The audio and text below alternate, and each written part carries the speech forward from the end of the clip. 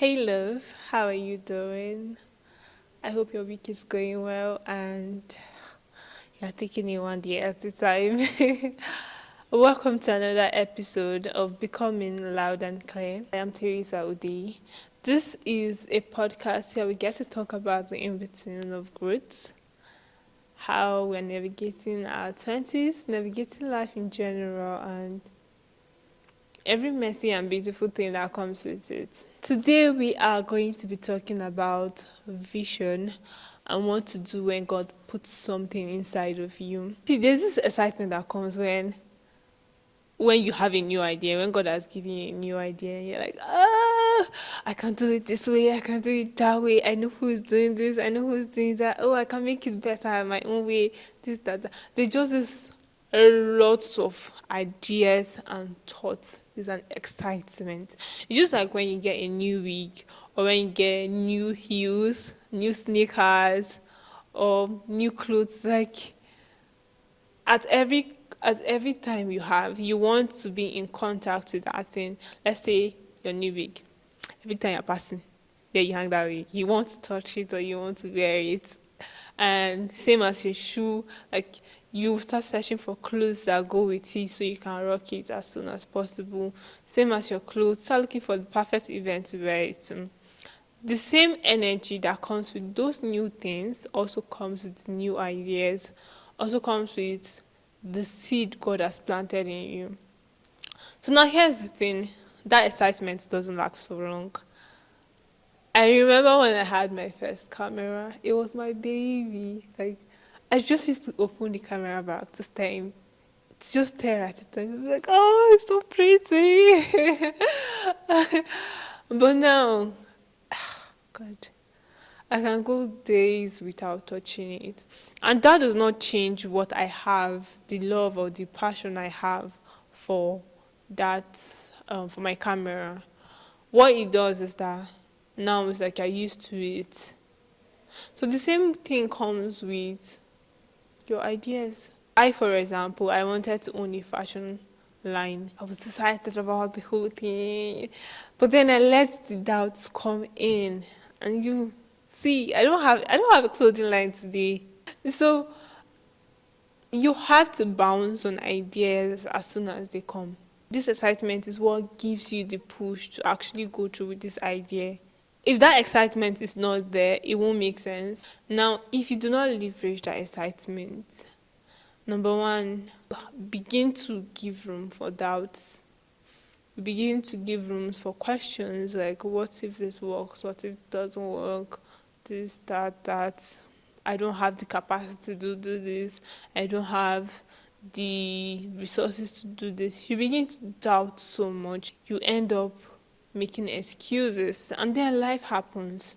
And before you know it, it's just like, okay, this idea can't work right now. And you don't even realize, but you're disobeying God. Yes, you're disobeying God because He said, Tessa, go and create content. I want to use you to talk about global warming. But because you are doubting, you have like, so what do I know about global warming? At the end of the day, you don't create that content. And guess what? You disobeyed. You disobeyed the Lord. But basically, in all honesty, that's what it is. Let me tell you a personal story. When the idea of a podcast first came to my head, I was like, podcasts?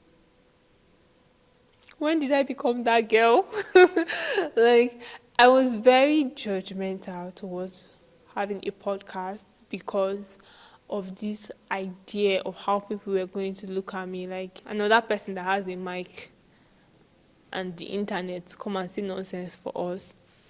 But then I didn't understand the value I had in me, so I did the idea. The second time, the idea of a podcast came to me again, and this time around, the questions did come in. I was like, podcast? I don't need a podcast. I have a YouTube channel.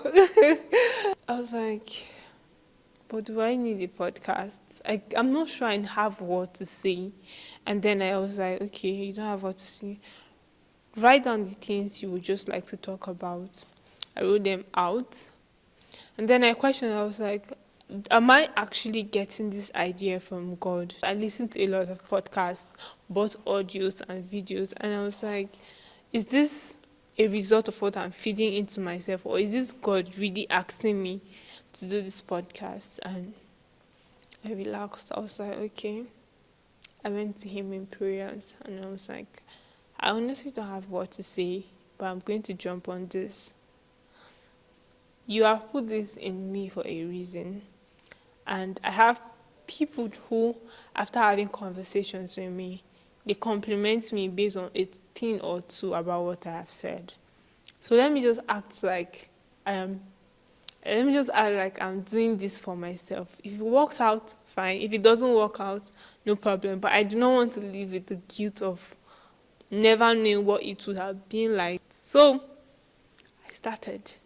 And it's not like it didn't come with obstacles. In fact, the very first week, like that Thursday, I said, oh, that Thursday I'm going to start. Had very mad mood swings. Like from nowhere, I was just very grumpy and I did not even know what was wrong. Then God sent a sign.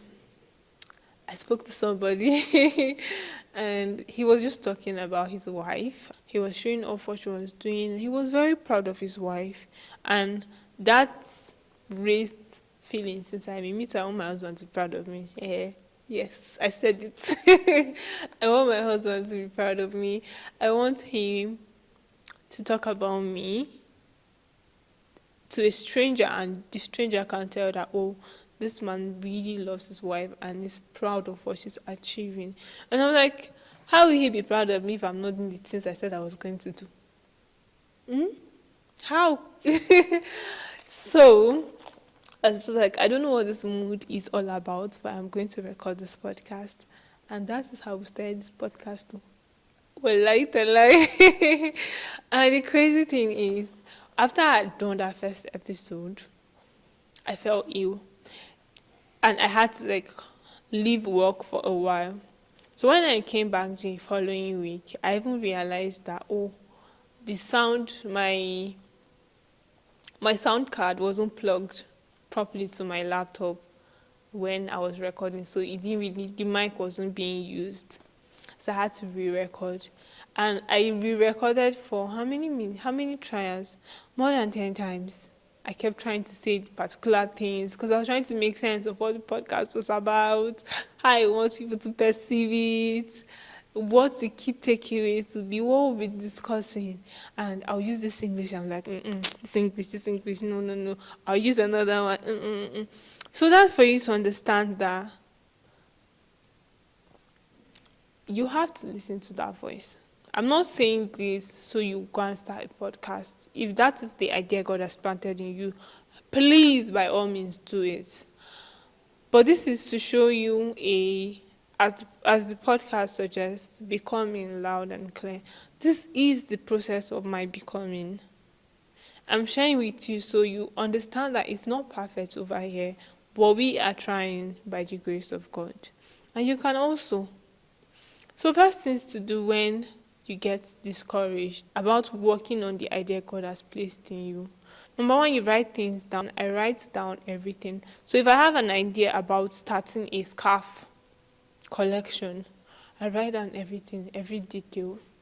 If I have an idea about starting a clothing line, I write down every detail, the clothes that I would like to make, what I would like to name them, what kind of packaging do I want for it? What do I want people to feel when they wear these clothes? What is the name of the clothes? What do I need to get ready to have this clothing line? So I write down everything. You should also. So now here's the tricky part about writing down things. When you are writing down things in your excitement, the excitement gets to the book. I've opened some of my books and also things I forgot I wrote. When I read through them, I can relieve the emotions I felt writing them. So when I'm reading about a place where I wanted to start a scarf collection, I can tell how excited I was about the scarves. I can tell the sacrifices I was willing to put into it. And that helps to reignite that passion that has started to die down because of the doubts. So the first time I had my podcast idea, I actually did write down stuff. So when the idea came back again, when I started doubting, I had the things I had written down and I was like, okay, wait, before we completely push this away, let me see. And I went back to those things I had written and I went through them and it gave me the excitement. Now they didn't even look too big. It looks like something like, okay, we can actually do this if we try.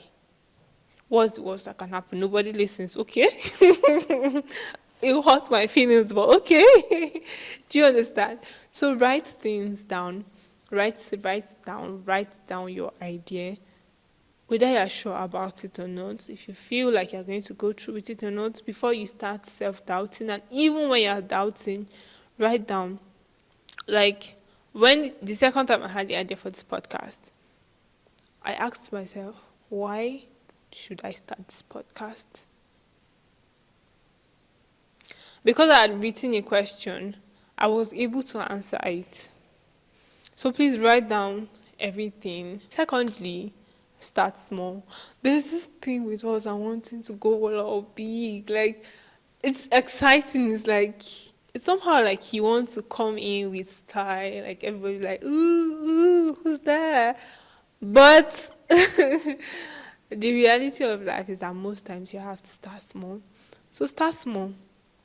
What can you do? When you write things down, you write out what you actually need to do to get started, right? When you are done writing what you need to get started, you'll be able to determine what you can start with at the moment. So let's say I want to start my podcast now. I've written down everything I need. What will I need for my podcast? How do I go about um, sending it out to different streaming platforms? As I've written it down now, I can start. What can I start with? I can start by making research about distribution. I can start by creating an account. I can start by going to listen to other people's first episode to know how they came in. I can start by listing out the list of topics I want to talk about, the guests I want on my show. You can start in different ways, as little as possible. For your clothing line, you can start as little as sketching out your designs, picking your fabrics, picking the color, opening social media accounts for these things. They help to build the excitement. Thirdly, don't wait to figure it out. That's a trap. Oh. Don't be like, oh, I'll wait when this is ready, when everything is ready, I'll start. I don't think I'll actually ever be ready. So when someone asks me, are you ready? I'm like, I doubt that I will be ready, but let's start anyways. You know why? Because the longer I keep waiting for things to be perfect before I start, the more time I give myself to get scared and try to run away from the situation. So don't wait for things to fall into place completely. Most times they never will. And the faster you actually get started with this thing, the faster you make your mistakes and learn ASAP. When I say ASAP, I mean ASAP. Like from the first episode, I can tell what I wouldn't do in the second, third, fourth, and fifth. If you understand that life is about learning, see, once you understand these two things, change is constant. Life is about learning. And learning, we have learning, unlearning, relearning. It won't be easy, but you won't take things so much to heart. Whether it's starting all over again, or taking a new course or a new direction of your life, or actually being okay with being stagnant where you are.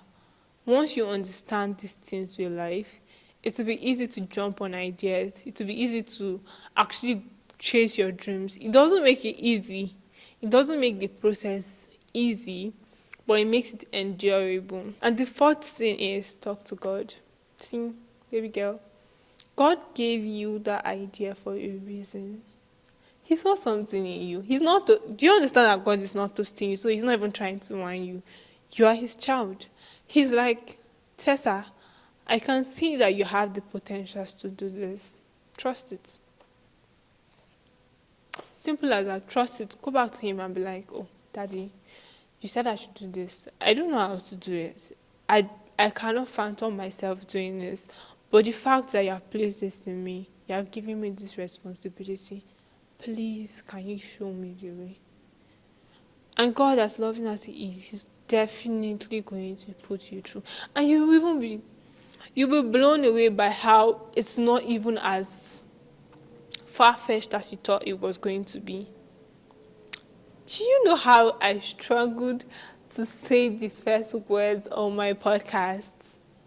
In fact, when the name came to me, I was like, what's this? Like, how am I supposed to be saying this? Like, I'm going to get shy about this. And I was. When I was recording the first episode, like, I was reading my script like this. It gets easier over time because now you know who is in control. You're not leading yourself.